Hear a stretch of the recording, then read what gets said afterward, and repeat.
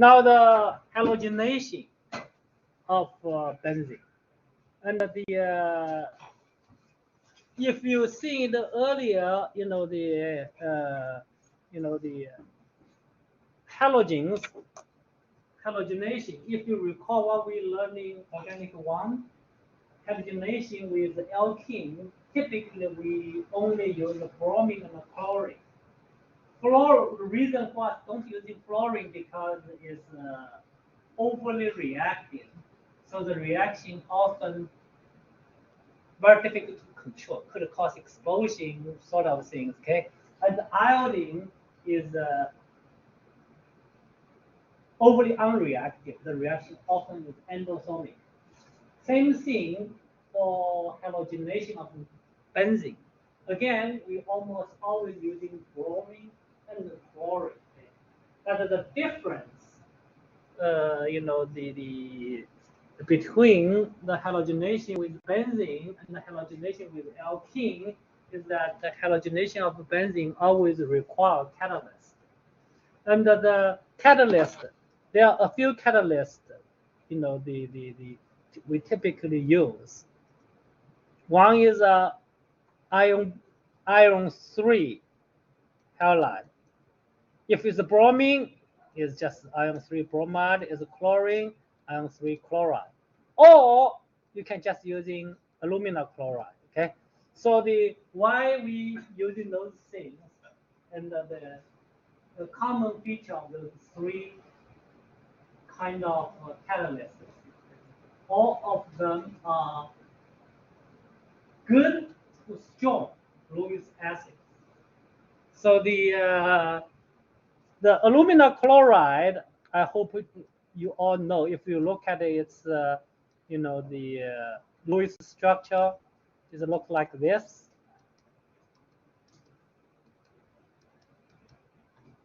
So on the aluminum atom, there's around aluminum atom, you only have how many valence electrons?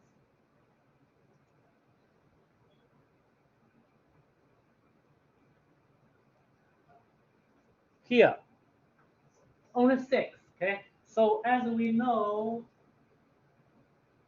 octet is a desired, electronic structure for the at least the first 2 or 3 period elements. Okay, so alumina has a very strong desire to get the octet. So that's why the aluminum chloride, aluminum bromide, all both of them are very strong Lewis acid. And the iron 3 chloride bromide, they have a similar structure. But the d electrons are involved, so I'm not going to the detail. But iron 3 bromide chloride has a structure similar as aluminum chloride. So so iron 3 halide, they are also Lewis acids. Okay? So now if you have those catalysts, okay, let's say aluminum chloride as an example, iron works the same way. Okay, so if you have the say let's say chlorine, it's easy, chlorine. Okay, chlorine molecule, and you have the aluminum chloride. Okay, molecule. So the right side aluminum chloride is a Lewis acid, and the chlorine molecule have lone pairs to donate. So basically, these 2 guys, they form a Lewis acid base complex.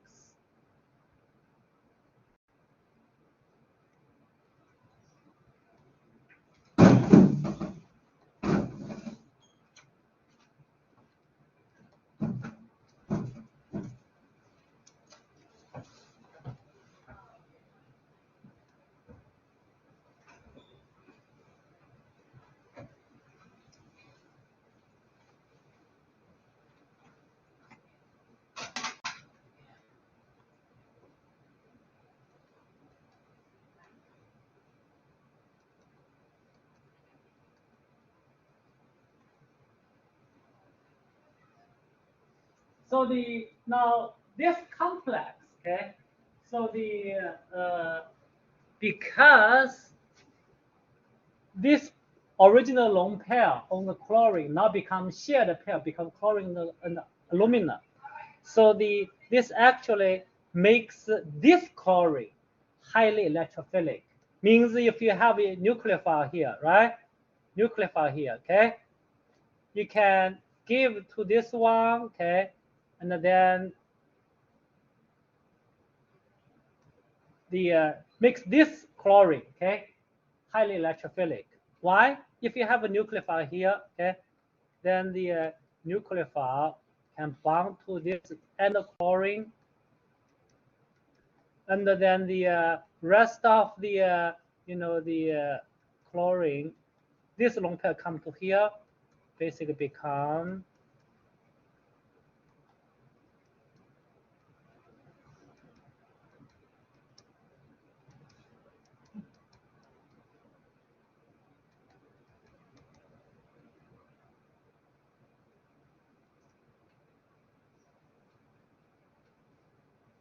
so become this guy. Okay, so the real electrophile is the complex between the halogen and the Lewis acid. So in case of bromine and the bromide, it's pretty much the same thing. Okay, let me just draw you again. Bromine, you have the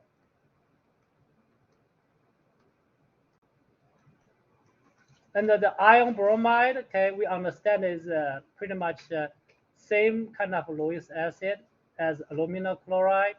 So basically, this pair come to here. Okay, become Lewis acid base complex.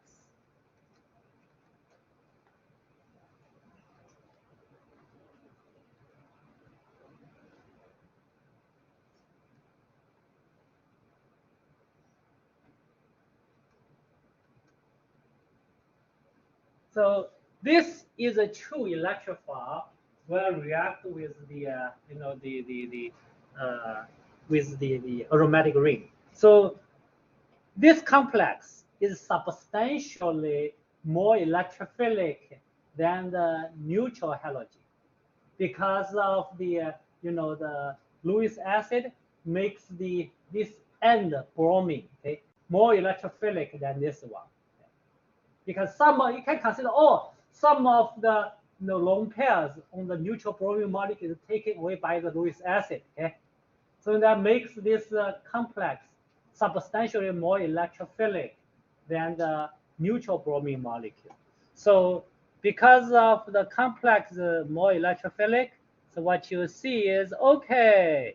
I'm gonna benzene ring, the rate limiting step, benzene ring react with this bromine, and this one gonna come over here, and the give you the sigma complex.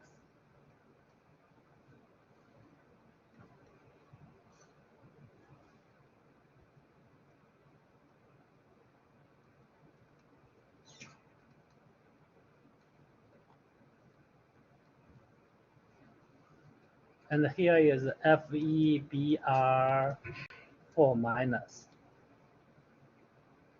So that's the rate limiting step. Okay. So for convenience, often if you look at this reaction, in case of bromine or chlorine, you can just add some iron powder into the reaction as a catalyst, because the iron powder can react with bromine on site, give you the iron 3 bromide. And iron 3 bromide is a true catalyst. Iron itself is not. Okay? Iron powder is not. Basically, iron 3 bromide is a true catalyst. But once iron powder mixed with bromine, it will form iron 3 bromide, and that is a true active catalyst. You can do the same thing with chlorine, because iron powder can react with chlorine, give you iron 3 chloride, which is Lewis acid, and then the Lewis acid can form complex with halogen, give you the true active catalyst. Okay, So this is a the complex between the halogen and the Lewis acid is a true the electrophilic species, because this bromine is much better electrified than this bromine. Okay? Because of the a pair of electrons stolen away by the Lewis acid. So yeah, this bromine is more electrophilic than this bromine. So the complex is the the more active electrophile than the bromine itself. The fourth step is still rate limiting step, is the pi electrons attacks the electrophilic bromine in the bromine Lewis acid complex, give you the sigma complex, and then the sigma complex, the second step, lose a beta proton, restore aromaticity, and give you the other product as well. And the next example is the alkyl halide used as electrophile.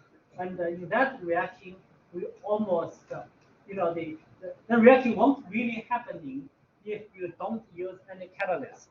And here, the catalyst almost universally is aluminum chloride. Maybe iron chloride, iron 3 chloride also work to a certain extent, but aluminum chloride is the best catalyst. So when you use the alkyl halide combined with aluminum chloride as a catalyst, this kind of reaction called Friedel-Crafts alkylation reactions. Because why we call alkylation? Because in the reaction you install alkyl group on aromatic ring replace hydrogen, so we call it alkylation. And if when we using acid catalyst, so this reaction was pioneered by these two scientists. That's by Friedel-Crafts alkylation. And here, because the reaction doesn't happen without a catalyst, so obviously the catalyst must get involved to make reaction happen.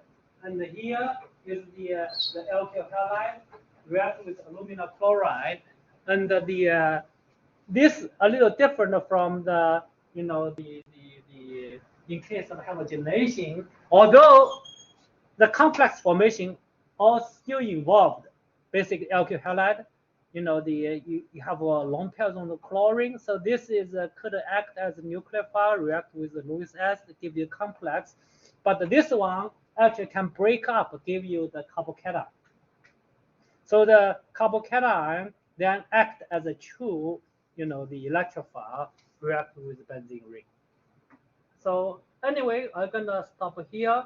I'm gonna see you guys next Monday. And for those who did not sign attendance, please do come sign attendance.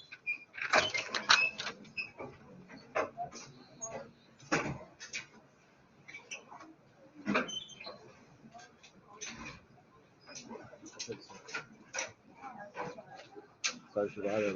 Huh? MDW, right?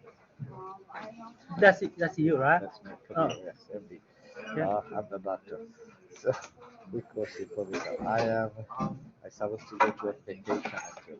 What? I'm supposed to go to a vacation overseas, India. So I'm gonna miss a few classes actually. Well, I would suggest not to, because well, you shouldn't have vacation in the class period. No, I tried, but my kids' school is, I tried it the other way. Vacation means like for a family emergency. Actually. It's not a vacation actually. I don't know if you're gonna allow me or. Well, I would suggest not to. I mean, I don't have any way to not allow